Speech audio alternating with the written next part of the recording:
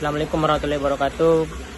Sini saya sebagai perwakilan dari teman-teman dari kelompok 9 yang mempresentasikan PPT kami. Yang pertama itu pelaporan audit. Pendahuluan. Pelaporan audit merupakan tahap akhir dalam proses audit yang menghasilkan laporan audit independen. Laporan ini berfungsi sebagai media komunikasi formal auditor kepada para pemangku kepentingan mengenai hasil audit. Atas laporan keuangan, melalui laporan tersebut auditor menyatakan opini profesional berdasarkan bukti audit secara cukup dan tepat mengenai apakah laporan keuangan telah disajikan secara wajar sesuai dengan standar akuntansi yang berlaku. Selanjutnya itu pengertian dan tujuan pelaporan audit. Pengertiannya menurut SA 700, pelaporan audit adalah proses penyampaian hasil audit dalam bentuk laporan tertulis yang membuat opini auditor atas kewajaran yang penyajian laporan keuangan.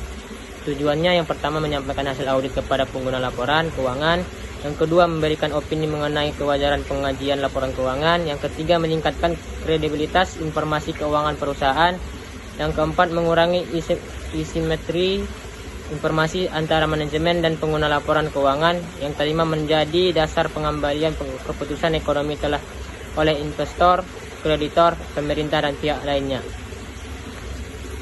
Dan yang selanjutnya struktur laporan auditor independen.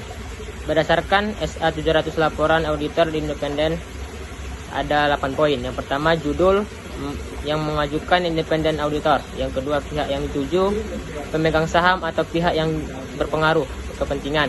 Yang ketiga, opini auditor sebagai kesimpulan hasil audit. Yang keempat, dasar opini yang menjelaskan dasar profesional pemberi opini.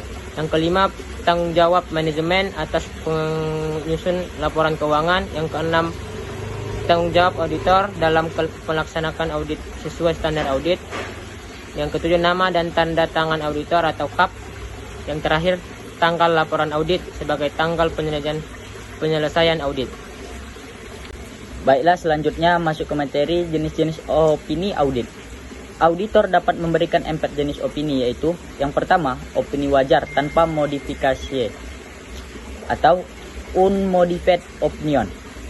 Diberikan apabila laporan keuangan disajikan secara wajar dalam semua hal yang material. Yang kedua, opini wajar dengan modification, yaitu qualified opinion.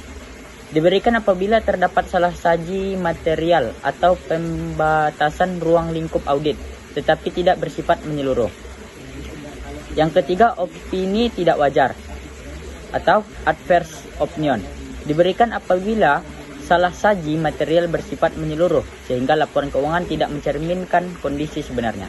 Yang keempat, tidak menyatakan pendapat atau disclaimer opinion. Diberikan apabila auditor tidak memperoleh bukti audit yang cukup sehingga tidak dapat memberikan opini.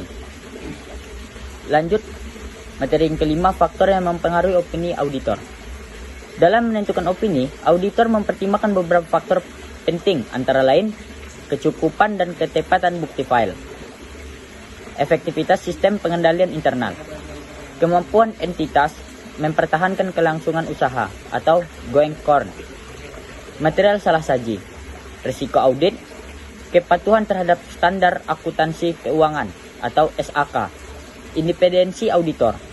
Lanjut, materi ke-6, proses penyusunan laporan audit. Tahapan penyusunan laporan audit meliputi yang pertama, menyelesaikan seluruh prosedur audit. Yang kedua, evaluasi bukti audit yang diperoleh. Yang ketiga, identifikasi dan evaluasi salah saji. Yang keempat, menentukan jenis opini audit. Yang kelima, menyusun laporan auditor independen. Yang keenam, proses review oleh partner audit. Yang ketujuh, menerbitkan laporan audit kepada pihak yang berkepentingan. Tahapan tersebut memastikan bahwa opini auditor didasarkan pada bukti yang memadai dan sesuai dengan standar audit. Baiklah, selanjutnya saya akan melanjutkan hasil presentasi kami. Manfaat pelaporan audit. Pelaporan audit memberikan manfaat bagi berbagai pihak. Bagi manajemen, 1. Mengevaluasi kualitas pelaporan keuangan, meningkatkan tata kelola perusahaan. Bagi investor dan kreditor, 1. Minimal tingkat keandalan laporan keuangan. 2. Mengurangi risiko dalam pengambilan keputusan investasi dan pemberian kredit.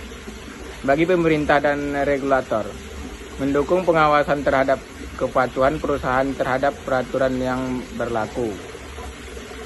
Kesimpulannya, pelaporan audit merupakan saran komunikasi resmi auditor dalam menyampaikan hasil audit kepada para pengguna laporan keuangan.